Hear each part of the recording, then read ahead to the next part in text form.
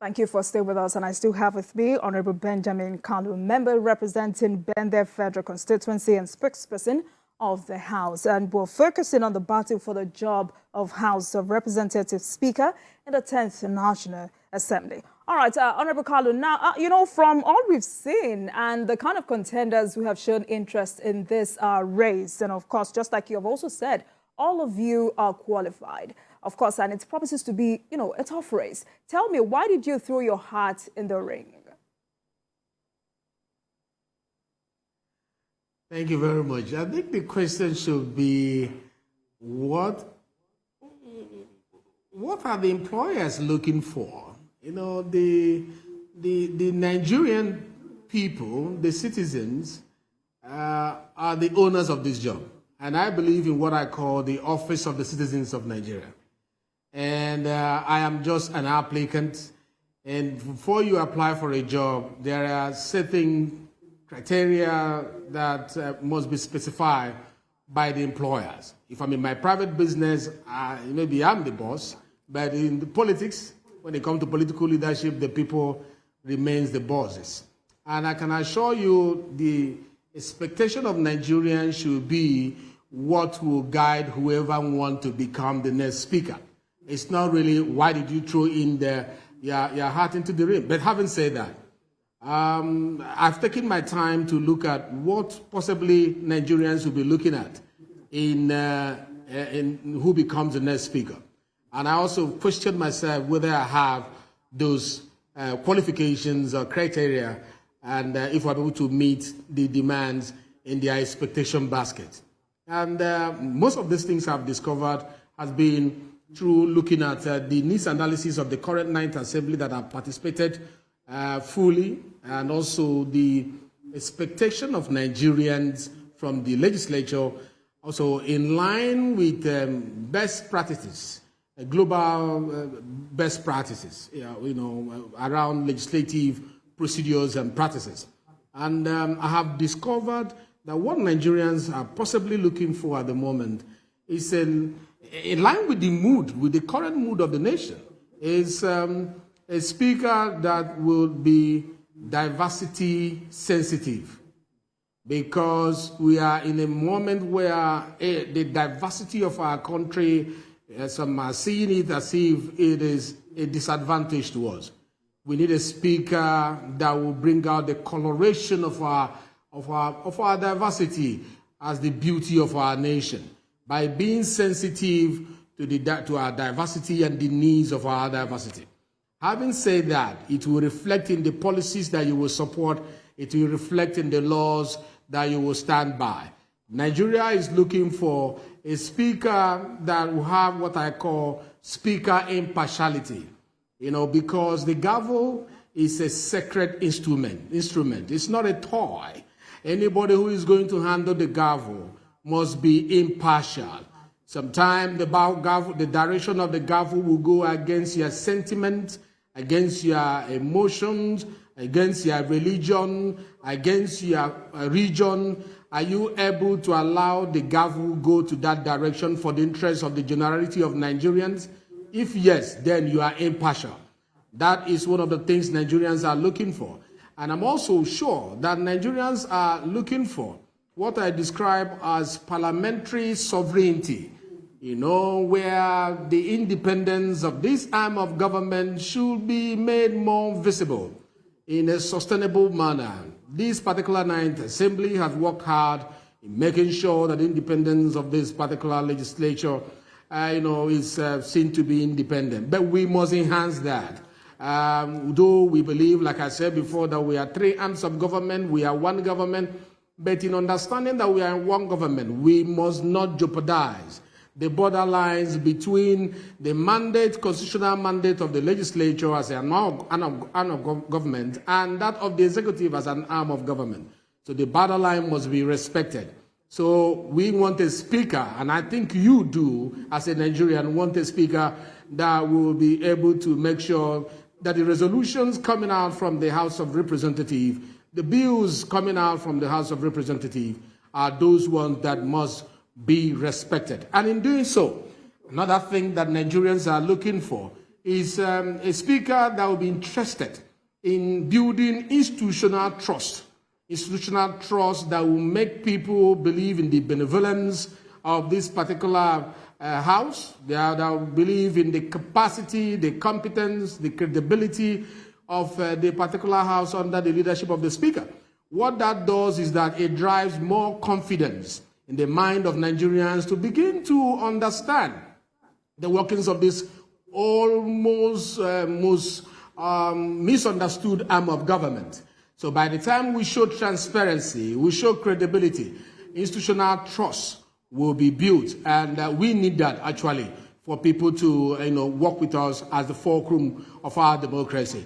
Having said that, also I believe that one of the things Nigerians are looking for is a speaker that will come on board and do what I call balancing of inequalities. There are various levels of inequalities between the members, old members, new members, the gender balancing in the house, and also gender balancing in participation in our democracy.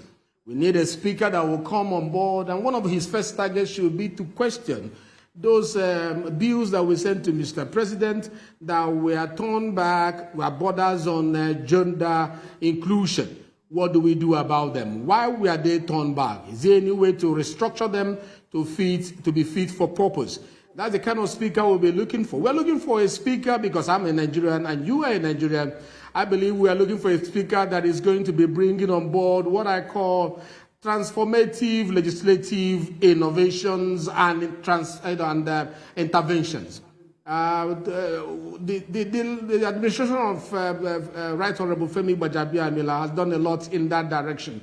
But a speaker that is coming must be able to sustain that. When you hear of legislative diplomacy, it was not existing before he came. We have used that to resolve some local problems and as well as global problems. I travel with the speaker around the world on managing issues with legislative diplomacy. And there are other innovations that we will be bringing on board, when we come on board. So these are some of the things I've seen, and that is making me to, throw my heart in the ring, because we don't want a speaker that will come in and will glory in wearing a boxing glove to fight the executive as the only way of showing efficiency. You can show parliamentary efficiency through sound laws that you make, through motions that affect the urgent needs of Nigerians, not by wearing boxing gloves. The more you fight, the more credible you are considered to be as a legislator. No, that would distract the executive. I can go on, but I think I will stop there for now. All right, yeah, well said. So this is what is making me throw my heart in the ring. Well said, but going back to the reasons you gave for your party's poor performance in the Southeast and in Abia State, don't you think this will work against you? Not at all. It's not going to work against me. What the administration is looking for is a party man that believes in the party. And if you come to Southeast and you're looking for party men that believes in the party, Benjamin Okezie Kalu, is one of them. And the party knows that, as well as the president-elect knows that, because I started working with him long before this time. And I share a personal relationship with him, so he can... he's a man who calls me on my birthdays to pray for me. That's to tell you how close I am with the president-elect. And they know that the competence is there, and they know that the Southeast is in line with the body language of the president-elect with regards to devolution of power. And that has been showcased by the Southeastern lawmakers who actually joined in constitutional amendments by, sponsoring bills that borders on unbundling railway, like Dr. Kalu did, the Senate from Abia North, like I did for, to unbundle correctional services from the federal, from the exclusive list to the concurrent list. So this is the body language of the Eastern people who are saying, we want this devolution of powers, we want innovations and reforms in government, and it is in tandem with what the government is speaking about. Why they will not be looking at what you just mentioned now is that the party is searching for men of capacity, men who have competence, who have the merit men who will be able to stand shoulder to shoulder with other House of Representative speakers around the world and make the government proud. Men who understand national policies and how to structure them and back them up with laws. So region alone will not, and the performance in the last election will not be what will determine how that decision flows. Because you see, the truth remains that other states in the southeast where APC performed well, they had governor. Ebonyi had governor, and that's why most of their House of Rep members came out. Imo State has governor of APC. My election in 2019, I had no governor and I won. And my election in 2023, I had no APC governor in Abia State and I won. So if there's any magic I did in showing party loyalty and bringing back the trophy, my loyalty should be rewarded to ensure and inspire other people to show loyalty, knowing fully well that when that happens, that it will be rewarded. So I don't think party will be going into that. Party want to position a new strategic positioning, political leadership positioning in the Southeast that will cushion the impact of what happened in the last election from happening in the next election. And if the party is looking for a gentleman that will bridge the gap between the old and the new, since we are preaching not too young to run, this is the time to practicalize it. Because I am the bridge between the old and the young, and I still have the energy that will make us capture the Southeast, first by giving them the dividends of democracy, and then by mopping up a whole lot of them to come on board this great wagon that is going to be driven by my own great leader, Asuwaju, who will lead Nigeria to the right direction. Southeast will not be left behind. I am assuring you that, and some of us will be the drivers that will make sure that what happened to us in the last election will never happen to us again in the Southeast. All right. I haven't said that. Honorable Kalu, rumors are already flying around about the likely direction the party may take. Now, what happens if the zoning does not favor Southeast? It is expected in political party participation that a man who wants to present himself for political leadership is not fixated on his personal interests. The party is supreme. The view of the party is supreme. Unless we'll get to that level, we are not playing party politics. I played politics in ANC in South Africa, and I saw how they reverence their party in ANC. So my party, APC here, I believe in the supremacy of that party. If for any reason speakership is not zoned to my place, I am not fixated. I will not wear boxing gloves and fight my party. But there must be something else that is due for my people. Because if presidency is not due to us, if Senate president is not due to us, and you tell us speakership is not due to us, then something else, maybe the deputy speaker, will be due to us. If the party says, Benjamin Kalu, come and go for deputy speakership, I am not going to be arrogant and say I'm going to test my popularity. I will go with the party. But I am standing to be counted, and Southeast must be in the equation. If we remove Southeast totally from the equation, that is when we will contest it. But I know in the wisdom of my leadership, my party leadership, both the president-elect and the sitting president, they are fair democratic leaders. They are Democrats. They will make sure that my region will be accommodated. And I will follow the party. I want to say it again. I believe in their judgment. All right. Great. Now, you're in the race with more than 10 equally cerebral personalities, including a female who incidentally is from your zone. What is your unique selling point, Honorable Kalu?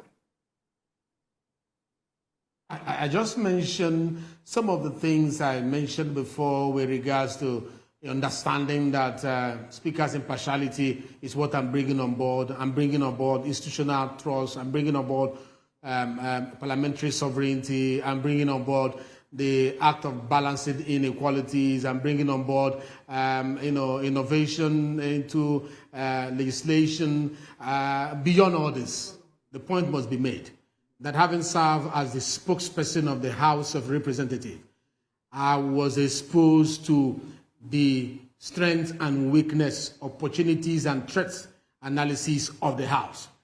You cannot defend the house and be the image maker of the house if you don't have a sound knowledge of the workings of the house. And I leave you to be the judge of how I have defended and projected and protected the image of the 9th House of Representatives. Do your comparative analysis. If my interventions have been knowledge-based, it has been based on my, participation in the House, in the committee levels, to make sure that I understand the workings of parliamentary practice and procedure, and that has reflected on how I defended, shielded, projected the image of the National Assembly. I know how to balance the pause among members, member-to-member wranglings. Most of you don't get to hear it because we solved them before they got to the public. The membership to the speaker, to the leadership wranglings, we balanced them before the public got to know it. And I was a strategic tool in managing this. I also occupy the office of the chairman of public affairs. So I related with the public with regards to public participation in our democracy. I felt the pulse of the nation to understand what is the urgent need of the nation, how to balance it with what the laws of the House rules, the constitution of our country allows us or mandates us to do as members of the House of Representatives. So that competence that had been gotten through participatory observation, serious involvement. I projected, I sponsored 43 bills and became the highest sponsor of bills among the new members that came in my tenure.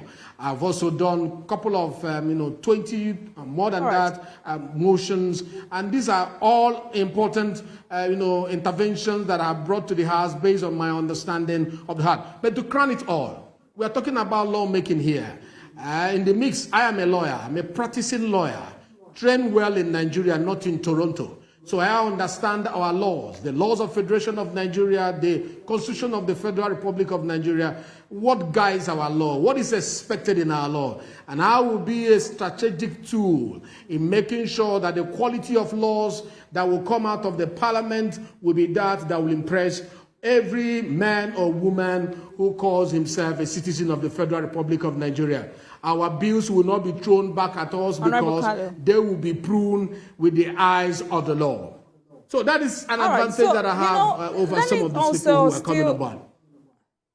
Okay, now still talking about Miriam Onoha, that's the only female contestant, incidentally, who is also from your zone. I know she has appealed to all the men in the race to step down for her in the spirit of equity, gender balancing, and fairness. Will you be doing that? Okay, the men in the race, we are having a meeting, and at the end of that meeting, if the resolution is that we'll step down for the only woman that is there, definitely I will not be odd one out. Okay. Now, you also said it is imperative for the APC to zone the speakership to the southeast because the zone has never produced a speaker of House of Reps. Is this enough? Is this reason tangible enough? When we talk about national cohesion, national cohesion is gotten through national loyalty. Okay, and national loyalty is inspired by giving the sense of belonging and inclusion to the various, regions of the country. And then if you come to a particular region for 40 years, not 4 years, 40 years, 4 decades, none from that region has gotten the privilege of holding the gavel. It calls for an immediate review by the decision makers. 40 years is long enough for our people to sit on that seat. But I have said that beyond the time of women... But the Southeast is also laying claims, Honorable Kalu, the Southeast is also laying claims to the Senate presidency. Do you see this as precarious for the zone, pursuing the two at the same time? No, we have bicameral system of government in this country. And there are rights that exist in both chambers.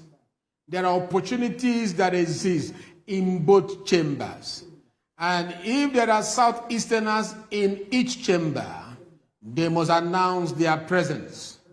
Because a good hunter from Southeast who is going to hunt will be a bad hunter if he goes with only one spear, one arrow, one machete. It is always good to go with two. Should in case one fails in securing the target, the other one becomes useful. We might have option A and option B. And I can assure you, among these two options, one must come down to Southeast. And anyone that comes to us will be glad. So there is nothing that is going to be precarious. It's just that every man that is in the chamber has a right to express his ambition. And if the zone gets one and loses one, so be it. But for the zone to depend on one and lose all is like putting all your eggs in one basket. Southeast will not put their eggs in one basket. And that is why we are standing firmly to run for it.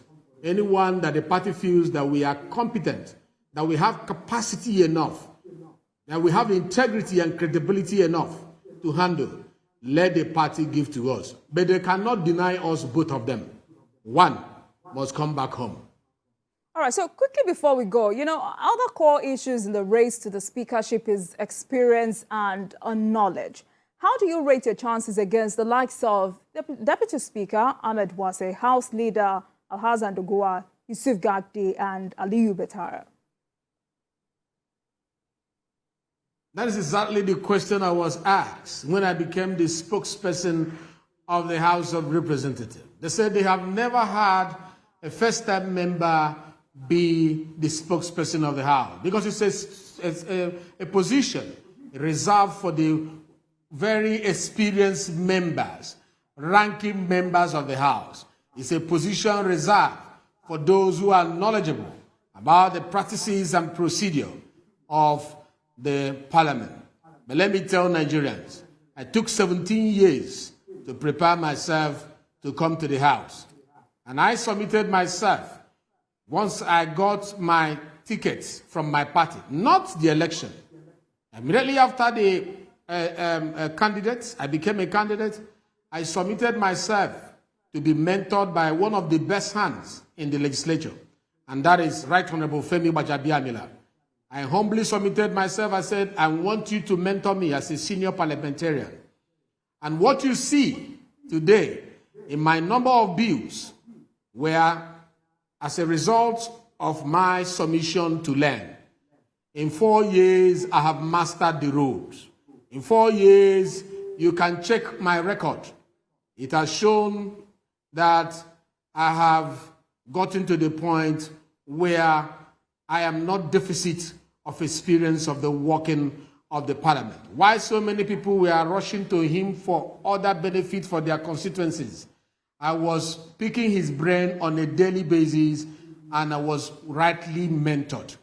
The exposure locally and globally was also to prepare me. I can assure you, we are coming on board, and it's not about the age in the Parliament. It's about how participatory you have been in the Parliament. Some people have stayed there 16 years, but they don't know what happens in the Parliament. Sadly, we're out of time, but I've been speaking with Honorable Benjamin Kalu, a member representing Bende Federal Constituency of Abia State and spokesperson of the House. Thank you very much for finding time to be on the program tonight. Thank you so much. It's been a pleasure. Thank you very much. Thank you very much for having me. Thanks a lot.